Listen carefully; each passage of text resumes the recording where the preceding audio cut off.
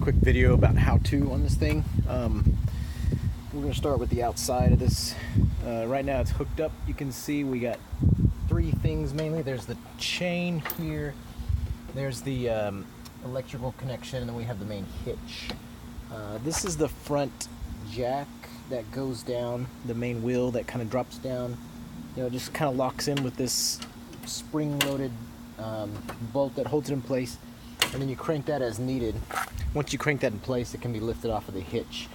You just pull up on the handle and then forward, and that should come off. So here's the main brake that we engage whenever we are unhooking from the car. In here is where the battery and the propane goes, but I don't have propane in it because it's broken. We don't use the propane anyway because we have the microwave. There's the door. You just pull on the handle. There's a little part here where it can lock in place if need be, and then we've got that screen door that snaps in. We don't use it a whole lot because usually we have the AC going on the inside. Microwave, refrigerator. These you gotta be careful with these things because the latch sometimes doesn't go all the way in, so make sure you raise up and click it appropriately for these wooden doors. For the breaker, so the AC is right here. This plate may come off sometimes. Can you see that? The AC's right there. Set it appropriately. The little front plate may come off, so just keep an eye on that and just snap it back in. It's getting a little more loose as time goes. But the main breaker for everything electrical is underneath here. There's two of them right there. You just flip those both up, and then once you have the street power from the outside, it'll start running. You can also turn it off there. Hopefully that's viewable just behind that panel. Otherwise, underneath.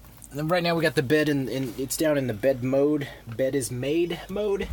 So you just pull up the cushions, set them aside, and then underneath there's a table.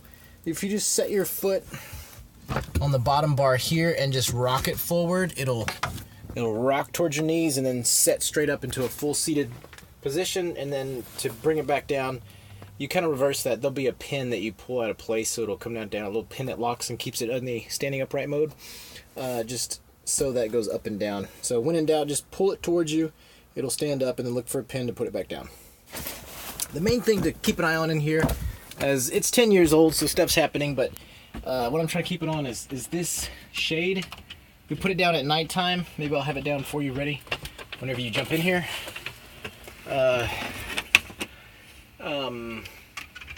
If you're careful with it, you can bring it down, but it's the thing that it's tearing. It's starting to tear.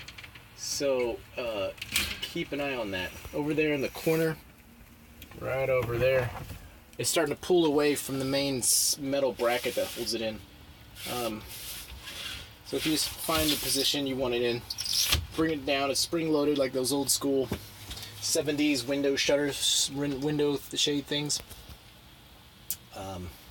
It'll select that all night. I don't drive around with it down because I'm afraid it'll tear more down there. It's pulling away. The kids kind of ripped at it, stuff like that. It came out of its track. So just when it's time to put it up, I just gently pull down and then tilt it so that the handle is kind of pointed away from the window. Slowly go up with it. And now we're good to go. These things, the windows can, extend out. Just kind of go easy with them, and you should be able to figure out how that works.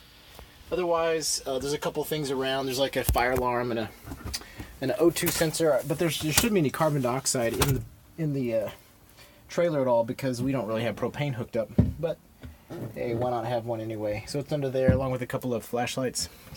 Up here is the vent, the multi-purpose like bi-directional vent that works. So when you want to bring it up, if you can picture like there's a plastic flap on top, if you go clockwise, it'll raise that up so you can get some ventilation going, and then you can turn it on and off, and then it'll change the direction flow of that. Whether you want to push your air out and kind of like circulate the air, if you got the AC on, you can kind of do that a little bit. Or if it's a cool day outside, you can reverse that. Probably be hot, you probably have the AC going. So I just crack it, just have it just a little bit up, counterclockwise to bring it back down. And then I definitely close that thing when we're driving so that it doesn't rattle loose. This is a long video. Otherwise, It's a good camper. It's got 4 jacks on all the corners. They should be down once you get to it. Here's what they look like. There's one of the jacks right there, and there's a little crowbar we just attach right there and crank it, and it'll drop down as needed. Anyway, good luck.